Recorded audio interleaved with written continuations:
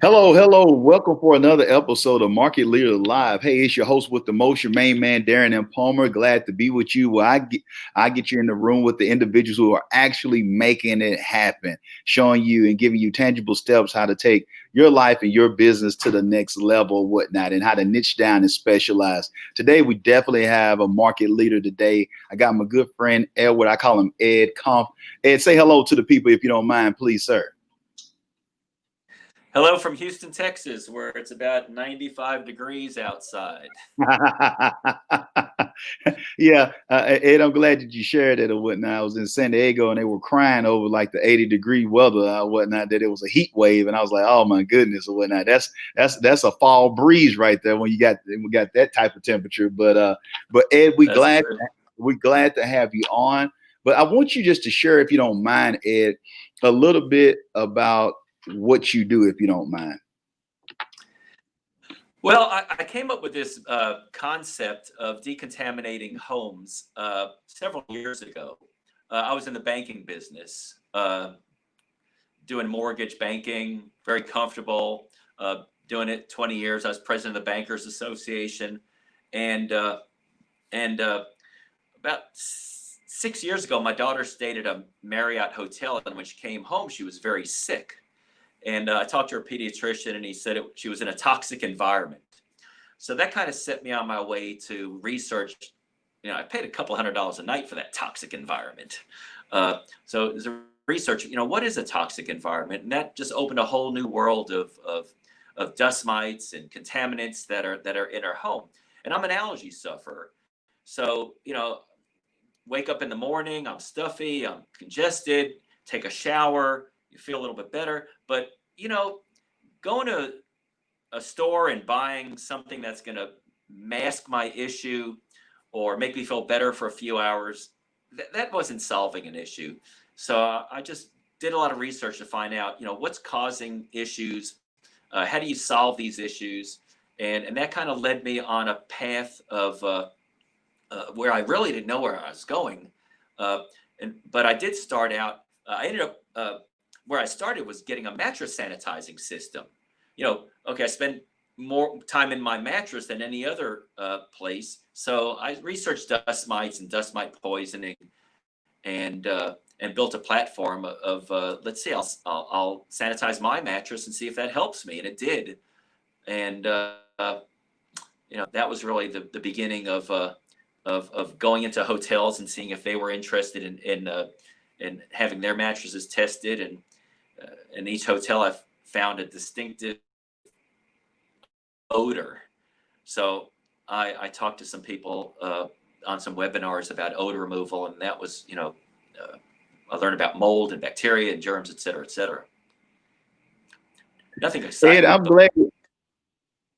But when I hear you say it, it is exciting to me when I hear this, because I just think about so many who, I was seeing the visual, as you were speaking, especially with me, how I travel.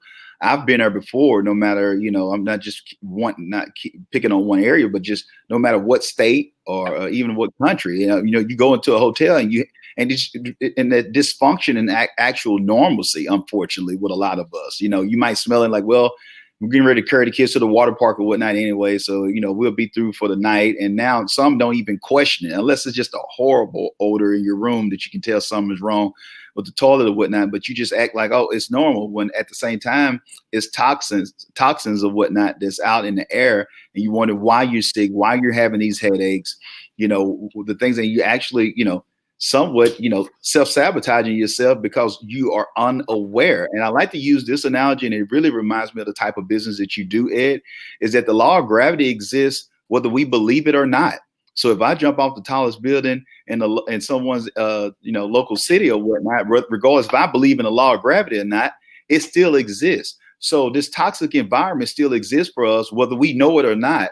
We're being bombarded by it and whatnot, and it's taking over our homes. And Ed, I know that you have a book that you are releasing or that you will be sharing more about on this episode. But if you don't mind, I know you talk about a few things in your book, but share the name of the book if you don't mind, and what are some of the things that you're covering to be able to help us out with dealing with these toxic environments in your new publication. Yeah, I'm real excited. Your home is making you sick. Can you see that? Awesome. I And see you, brother. there have been books written titled "Is Your Home Making You Sick? Is Your House Killing You?" And uh, in fact, I have two of them in front of me. Is your home making you sick? Yes, your home is making you sick. Stop asking the question. None of those describe. Okay, here's one. My house is killing me. This guy got it. But what these books do not contain is how do I make a healthy home? How do I convert my house? Okay, you've unveiled that there's volatile organic compounds and that there are toxins in things that we bring into our home, and and uh, and mold and radon and asbestos. You know, we all have all that. But if you're moving into a new home or an old home, there are things, homes are being built tighter than they were 30 years ago. We don't have to worry about lead paint. We don't have to worry about asbestos or radon. But since they're making homes tighter, the quality of air inside our homes have become more polluted. And new construction contains a lot of formaldehyde. Uh, 2 years ago, Liquid Lumber Daters fined 33 million for exceeding the content of formaldehyde in wood flooring. So, and formaldehyde is in almost every building material. Well, what does formaldehyde do when you ingest it? Well, it affects, it's a hormone disruptor, a carcinogen. So there are a lot of issues involved. But can we make our home? And that was since learning about mold and learning about volatile organic compounds, I thought I'd create a book that if someone bought it and followed my directions, they would not need my service. Maybe not the best thing in the world for me to promote, but it's that important for people to be safe in their own home. Why do people get lung cancer? Why do people who don't smoke get lung cancer? So I'm not relating everything that is in a home will give you cancer, but everything in this world will give you cancer. But the thing is to understand what we can do in our home to make it safer and to make it more comfortable and protect our family. And that's the idea behind writing this book. It's an 8-step. I come up with 8 simple steps that will keep mold out and bacteria out and dust mites. And that's it. I'm real proud of the book. At first I was kind of panicking because the size of the book, it's not 150 pages, 200 pages, but it is a guide. More than anything else, it's a guide that I'd like a lot of, that should be read. It should be a manual to your house that talks about things that you should avoid. All bathrooms have mold. Is that a bad thing? No. People think mold is a 4-letter word. It's scary. Uh, we have mold outside. We have mold inside. Is there a mold that is toxic? Yes, but how to understand it and how to spot it and how to treat it. That's what my book is. It's I give simple answers to complicated questions on how you can do it yourself. And you know what, Ed, I'm telling you, man, you're knocking it out the park today. What I'm excited about, guys and gals out there, this is what market leaders are, what the content is all about. You see someone who's not just coming up with excuses, but he's actually creating solutions. He's solution oriented, and he's willing to put it all on the line because he cares about the people that he serves, to the point that he said, hey, even if it costs me, and I don't think it will, I think it's going to add even more value to what you're doing, Ed, because you're putting the client first. You're choosing to look at people as human beings and not just dollar signs, and say, if I can save a life, if I can touch a family, if I can keep one family or one individual from having lung cancer or whatever the situation might be, where it might cause a disruption with as far as their normal hormone, how it's set up, if I can do something to change a life. This is a guy with a boring subject that changes lives. And so, yes, he might not have a robe on, he might not work at the Mayo Clinic, but he's helping saving lives or whatnot because he cared enough to make a transition. And I want those who are listening to this, so many times when we think about market leaders. And I'm not picking on any of these industries or even careers, but you don't have to just be on Wall Street. You don't have to just be a nurse practitioner or whatnot to make a difference. For those who are listening, those realtors, those brokers out there, this is some material right here with this book that you should be, separate yourself from just giving magnets to people to put on a refrigerator. Hey, let's make sure that we get Ed's book to be able to put into a home of every particular client that you have. What does that mean to your client that you introduce them to a book like this that's able to actually not just close the deal, but also close the deal for us, them have better quality of health for years to come. They're going to remember that you were the one who educated them on a process to make sure that them and their family was taken care of. I guarantee that you'll look at some referrals down the road because you took the time to connect with people like Ed to be able to make sure that you are an asset and not a liability. And this is life and death. You can get another home. You can get another car. You can even find a way to go and get a degree if you want to get that, if that's something that you're into. But your life that's your greatest asset right there, your life, because you can't make any more money. You can't ask someone for forgiveness if you're not even here. So Ed, I want to say kudos for you, buddy, for doing the things that you're doing. But Ed, before we get out of here, I want to bring this topic up too, because I don't want to go so far past this. Ed, take us back to you leaving the comfy job and stepping out into this boring industry, as you said. Take us through the psyche, take us through the mindset of how you were able to overcome the doubts, the fears, basically people saying, Ed, you're crazy as hell.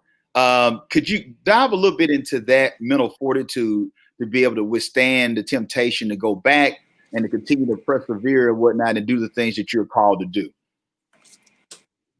Well, I got to plug my phone in. You're on my phone and I see that I'm eating up power. So let me just plug this in real fast. No problem. Take your time. Yes, at the age of 61, I chunked six-figure job to the first year I $6,000 to make the 6,000. So no one questioned me more than myself, but I can tell you this, I was bored. I did everything I wanted to accomplish in my banking career.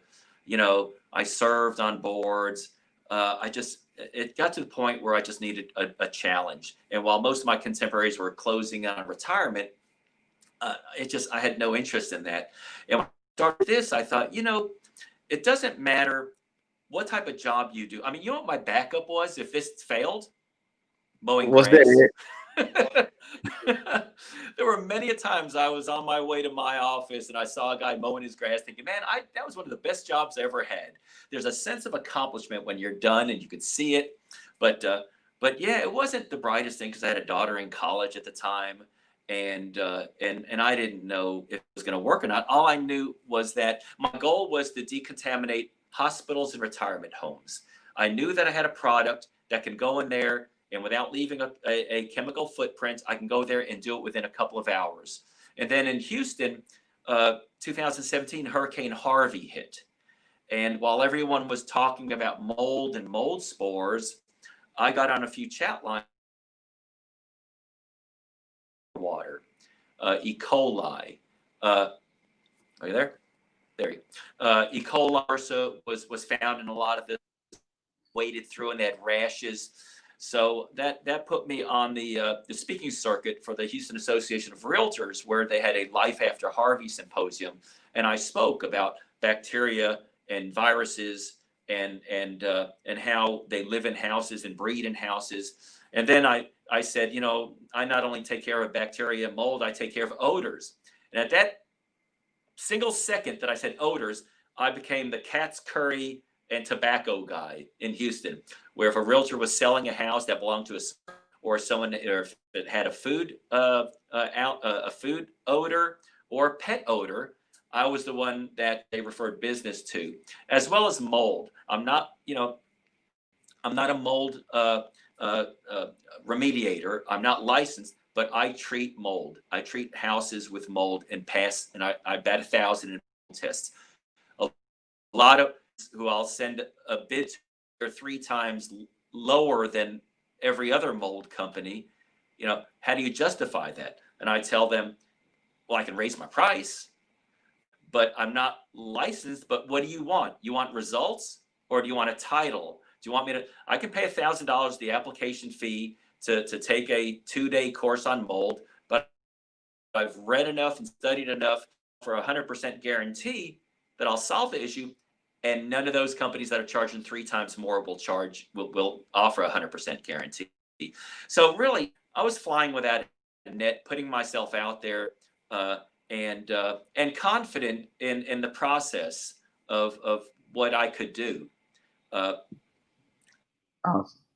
And this was my community. I'm in Houston. I flooded this, so a lot of empathy, a lot of PTSD going to these homes that had flooded, because I flooded 3 times, and I knew what they were. I knew if they didn't have flood insurance, I knew they would be victimized by the vultures circling for the kill. And I was basically, hey, this is a flat fee I'm going to charge. If you can't afford to pay me, we'll break it down per month. The main thing is get your family into a house that's safe and mold free and bacteria free and germ. I took it personally when a lot of companies came into this market to re-victimize people who had already been victimized. So all that little things, that you do in any type of business, goodwill, strike a name for yourself.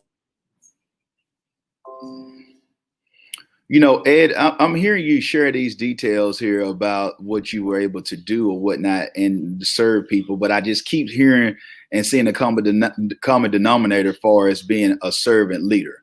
And what I mean by being a servant leader is that you see Ed continues to put the people first. And don't miss this. I know some of us can get so deep and we start thinking to ourselves that, and it's not picking on this industry or whatnot, you just a funnel away, or you do more ads. These are the relationships. As a wise man once shared with me, Ed, what's the difference between contacts and contracts?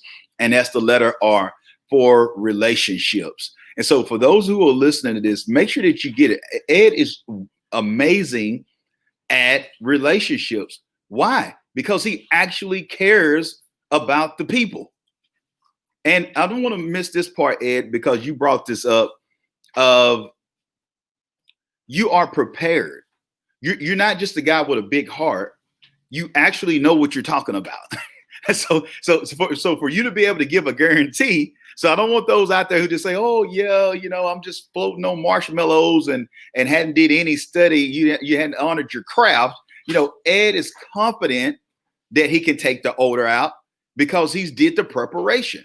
He's taking care of the work. He's honored his craft. So he knows without a shadow of a doubt, when he comes there to serve you, that he will get results. So let me go back a little bit with that. Yes, have heart for the people, but also be able to deliver. Be able to deliver. It's amazing when you care about people and you can deliver. The byproduct of that will be referrals and continued business, and that will allow for you to be somewhat recession proof because people rather go with someone that they can trust that person's word, the name that they have, and that you're actually saving and looking out for their best interest. And lastly, I want to bring up this of Ed being able to have the cojones, so to speak, to be able to tell people, hey, now, if you caught up on pieces of paper, if you caught up on certifications, if you caught up on degrees, then that's great. And we can raise the prices up or whatnot. We can make more of a premium solution. But I'm telling you flat-footed that this is the issue. This is what you need to have happen to make sure that you get the odor out, to get the toxins out, to be able to get the mold out, or whatever the situation may be. I have the solution, but you make the call. As the old NFL Monday Night Football referee commercial used to say, I'm dating myself a little bit, Ed. I know you might be a little too young to remember that, but at the same time, I want us to pick up on these things that Ed is sharing with us because he's dropping value bombs. And this is a guy who's did it. He didn't have a trust fund. It didn't just fall in his lap. He came into a whole nother industry, just like Michael Jordan. Yes, he was great at banking, but that doesn't mean diddly squat for him to enter into a new industry or whatnot and have to really develop it from scratch because the average Joe or Jane had never heard of the type of work that Ed is doing. So they don't even see the value of it. So I want you to understand this out there for those who are listening, that it can be done. And Ed, if you don't mind, how can people connect with you? You know, could you share your company website, ways that they can follow you on social media, even if they want to set up a consultation to be able to benefit from your services? Could you share that information at this time, please, sir?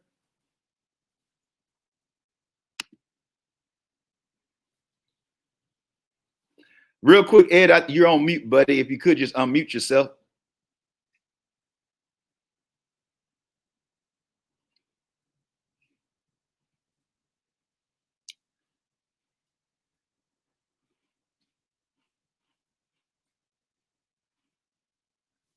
There we go. I got you, buddy. Yeah, we can hear you, Ed. Okay, there we go. Yeah, my phone hit that below 20% and started doing anything. Hey, can I say one more thing? Go ahead, Ed. Because we're in a COVID client right now. I'm in the decontamination business. There have been a lot of companies who have jumped in the disinfecting business, the decontamination business. I don't find the term disinfecting genuous, because the legal term of disinfecting is removing some of the contaminants, and decontamination is removing all of the contaminants. But a lot of companies have jumped into the disinfecting business, and they're charging so. And I'll tell you flat out, you know, if you're concerned about a home, a COVID environment, talk to the people, Serve Pros, and normal fee is 75 cents a square foot or 55 cents a square foot. This is a humanitarian. Now you should be charging 10 cents a square foot, and don't charge a church or synagogue or a mosque to do, you know, to decontaminate their environment, because, you know, we got to take care of places first of each other. But that's just, you know, this is a humanitarian crisis. This is not people hear you're in the decontamination business. Boy, you must be making save my community and my family, and to help them sleep well at night. Am I in the right place at the right time? I feel blessed that I can help people. But I kind of take offense that you must be making a lot of money. The ones who are making a lot of money, you know, you're taking advantage of the wrong thing. You're taking advantage of fear, and now's not the time to do that. So, this up now? Yes, Ed. I wanted to hear about how they can connect with you. So could you share like your website information, and if someone want to benefit from some of your service, to reach out to hear more from you? We want to make sure that we give them all this, because I know people want to know more about this. My cell phone is 713-298-1449. My email is long, so if you just text me, I'll email you. I'll send you the link to my website and my email. Just text me 798-1449, or if you want to talk, just call me. I'm happy to talk to anybody. I've helped people from all over the United States do what I do. I give them the formula, and I'm happy to train. I'm in my market. I'm in Texas. I'm not going anywhere else. But if someone wants to follow what I've done, my blueprint in their market to be successful, I share with them. Awesome. Ed, we thank you so much for coming on Market Leader Live today, man. Truly, I want to tell you, man, that I know that you don't get it all the time. And you're not looking for it, because I know the type of guy that you are. But I want to tell you on behalf of a lot of other people that you're helping and the lives that you're saving, man, we are grateful for you. We're grateful for this mission that you have. I call it a mission, because you're actually changing lives. Just like, you know, and, you know, I'm not trying to say the same ballpark, but it was the same mindset with Mother Teresa. Mother Teresa didn't come out to be the Mother Teresa that some people are trying to make it out today. She just saw a need. She saw some children that were hurting. And that's the same thing that you're doing, Ed. You see some people that are hurting because it's not awareness. People don't know anything about it. So it wasn't about having your name in the marquee or having it in the lights. You want to make sure that your community, you want to see families live a healthy life, man. And for that, brother, all of humanity owe you a big thank you, brother. So I'm just, you know, one person out of, you know, millions that will benefit from this, and generations actually, who will be able to benefit off the type of work that you're doing, and also empowering others to be able to go into their region, go into their state, go into the different areas of the world that they can make an impact. So thank you for making a change locally and globally, Ed. We thank you for coming on to Market Leader Live, buddy. Well, I appreciate it. I've never had the word Mother Teresa used, in a same conversation all time, so we won't talk about that. Anyway, Darren, thanks so much. I appreciate being on with you, and and and and everything that your company's doing and getting this book out. I'm excited about it. Awesome, Ed, man. The privilege is all ours. And make sure that you go reach out to Ed at the rebroadcasting of this show. We will have show notes, information for you to be able to connect with Ed. We'll have the full website. We have his email address, his phone number, all the details, also information on how you can get the book. Definitely, because it's information that I heard that is about to be some pre-orders going on pretty soon. So if you want to get your hands on a copy, definitely we'll have that information as well. But until next time, if you won't change, be the change. Be blessed and be great.